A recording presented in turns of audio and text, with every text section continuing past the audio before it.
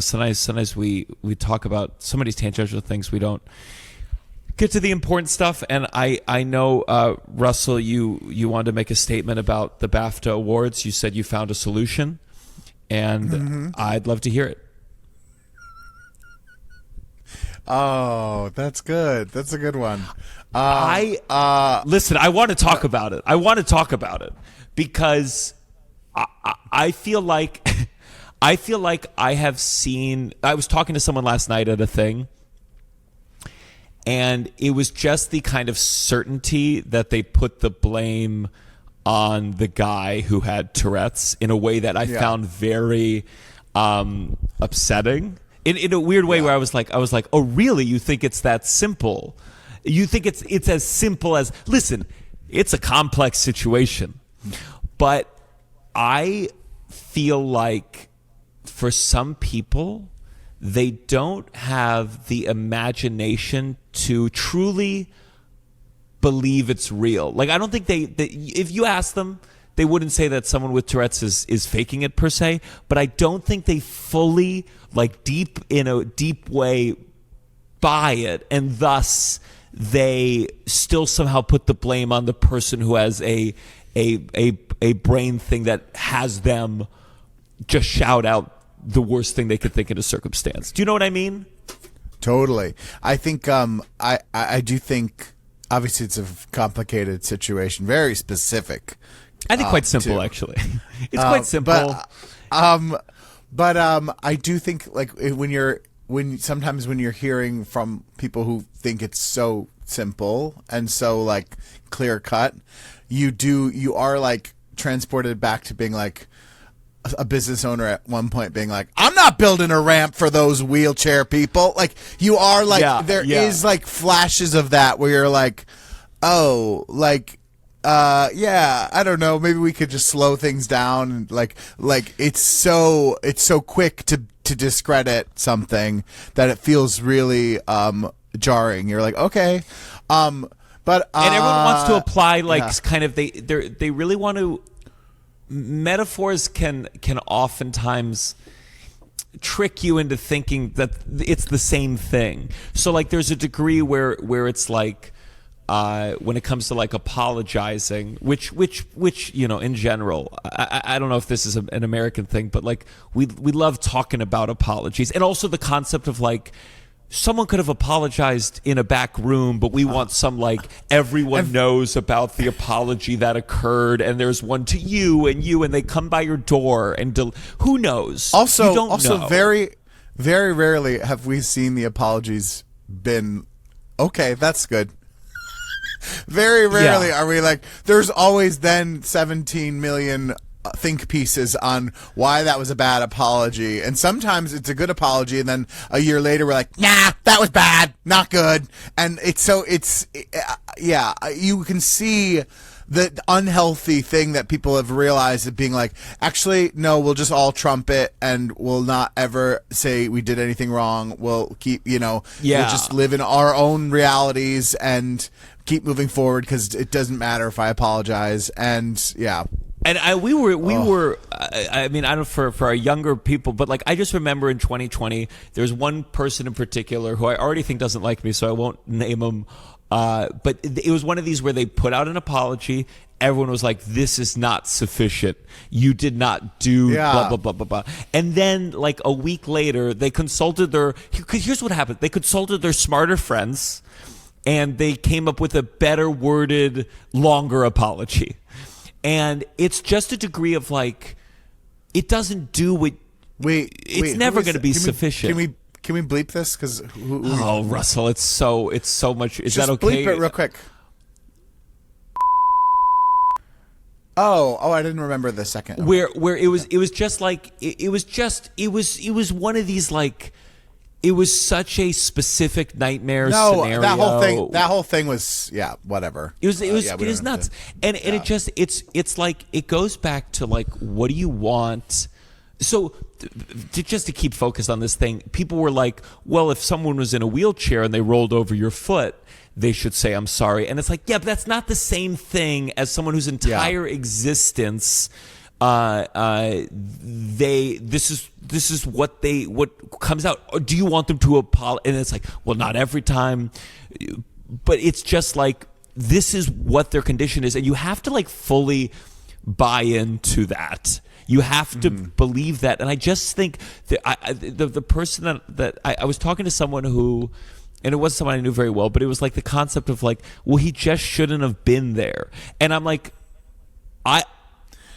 they were nominating you're also like his movie about his life that we're all reveling in the artsiness of like talking about someone's life. It's complicated, but like the idea also, that he shouldn't be there. You're also like then imagining all the places that he probably then shouldn't be. He really shouldn't be at his kid's school. He really shouldn't be in this public doctor's office. Like you're like when you do that, you're like, yeah, it's maybe he shouldn't have been in the wings. Like, I don't know, like maybe he shouldn't have been mic'd. Sure. Yeah. I mean, but also like he's allowed first, in the building. Everyone needs to focus first and foremost on, was it the BBC that aired it? Mm-hmm. I think it was where it's like, I assume everything in Britain is aired by the BBC. It seems like a pretty big monopoly over there.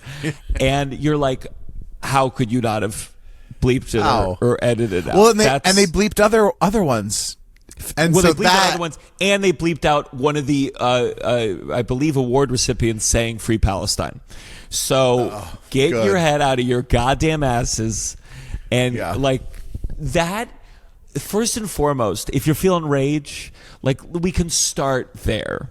We can start there, and we also, amidst all this, I believe when Paddington Bear was on stage, he yelled cunt. And I do think like we gotta take the funny with the fucked up to a degree. You know, at least enjoy that in the complicatedness of the world, that someone yelled cunt when Paddington Bear was on stage. I texted Benny Feldman, who we've had on the show. Benny Feldman has Tourette's, and we discussed a late night show that had stated to a certain degree that they couldn't have him on because his tics include many curse words. Sometimes, there's also this element where like words enter and they exit. And what I wanted to ask Benny, and I felt close enough to be like, hey, question about Tourette's. I'm sure you're getting them all day. Is I was like, the fact that this conversation is happening, does it not in one's mind re-emphasize that this is the worst thing you can say in a way that would... Yeah. My thought was like, would this conversation result in everyone with Tourette's paying attention to this incident? Just all of them redeveloping N-word tics. And he said, like, for him, it wasn't... That's not necessarily how a tic became something for him, but it was specific to him. I believe he said that his tics were not context dependent, whereas for other people they are. I remember this story. I would want the not context related. It feels the context related ones make me you'd prefer really to yell nervous. the N-word in a room with all white people. No, I'm just thinking of like, God, I'd be so nervous as a fat person being around, being like, and again, even me joking about that, you're like, oh, that sucks. Like, that sucks. Like, that's a thought in my head, But like, you're like, it's a lot easier for people's feelings to get hurt if it's context related. I believe I told you the story. It's secondhand where I had a comedian friend. He worked at a pizza place or something. And someone with Tourette's came in there. Everyone was in line. This person with Tourette's was at the back and just started saying, to all these people in line, just went, fat, you're fat. And he said everyone in line ordered a salad because this guy said it. And again, I just think there's the listen, it's certainly complicated in the sense of like, if this guy keeps making award-winning movies, it's a lot of award shows that we're going to have to figure this out for. Yeah. I understand, like people,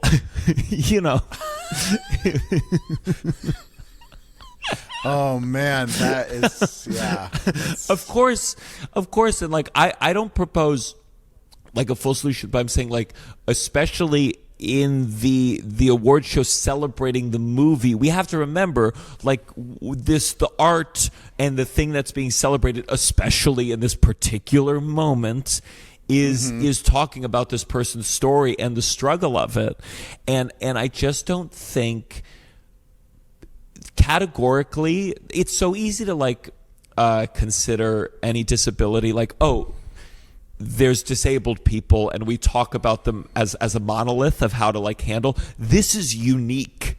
This is so different than someone in a wheelchair, they're all different. They're all different, and talking about it and being like an empathetic species and an empathetic organization, they're tough conversations. I don't have hard solutions, but I know the solution is not they shouldn't. Well, then don't be there. Then don't be there, and have or don't exist. Don't exist. Don't exist. Don't.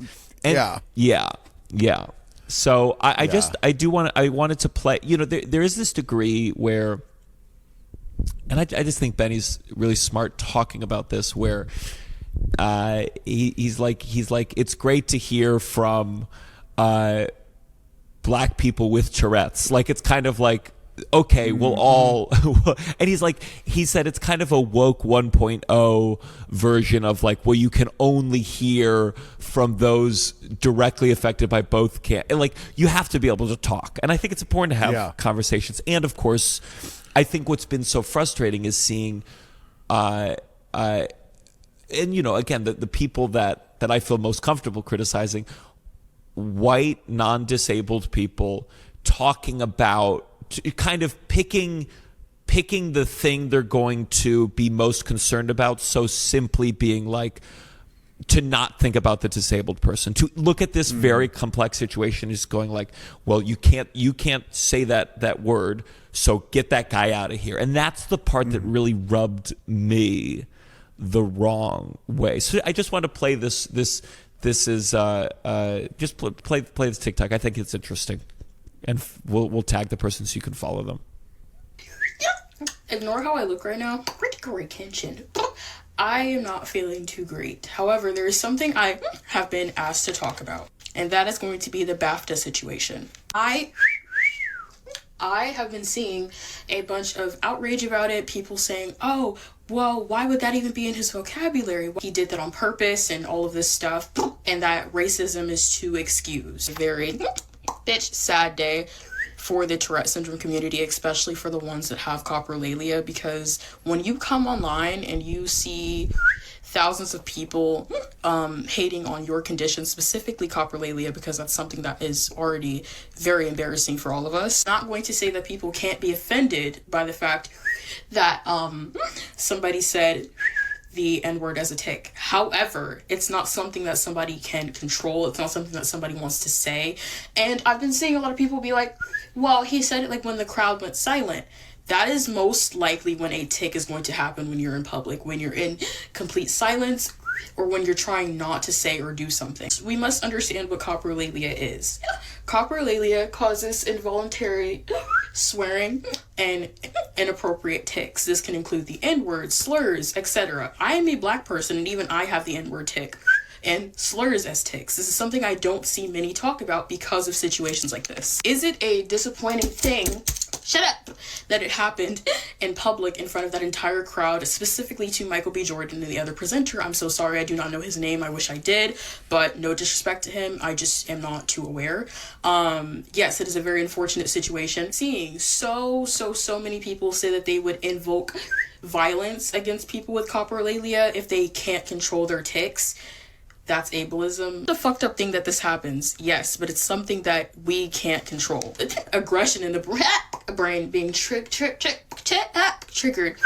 shut up, and ultimately causing inappropriate tics. Michael B. Jordan and the other presenter have the right to be upset, especially if they were not aware. However, we need to understand and educate ourselves. And on my videos, I constantly see people saying, oh my god, it's so funny, if I had cursing tics, I would be laughing all the time. But when people actually have cursing tics, then it's offensive and they're a bad person and this and that, the third. We need to do better. We need to educate ourselves better. This is not me saying that people don't have the right to be offended. However, you can't be offended when a disabled person is disabled. I might make a part 2 to this. There's a lot that I need to say. That's good. Yeah, I don't know. I often think like when I see people like not, I just feel like when I see people behaving in a way, whether it's ableist or racist or homophobic, there's just, I'm like, I think part of this is like you have a lack of imagination. Like you have a real, like you cannot conceive of anyone operating differently than you do. And I don't know, this is just one of those things where like I think if your response is to like make a real firm decision that says the disabled person is somehow at fault for existing, like you've just fallen into a sad trap in a way that I hope you're not this unempathetic of a human being. And I don't know, just take a step, take a breath, and it just bothered me to see that. So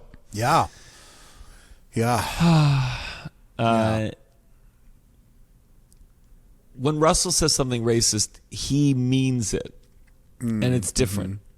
It's different, and it's it's behind closed doors in my church at my clan meeting.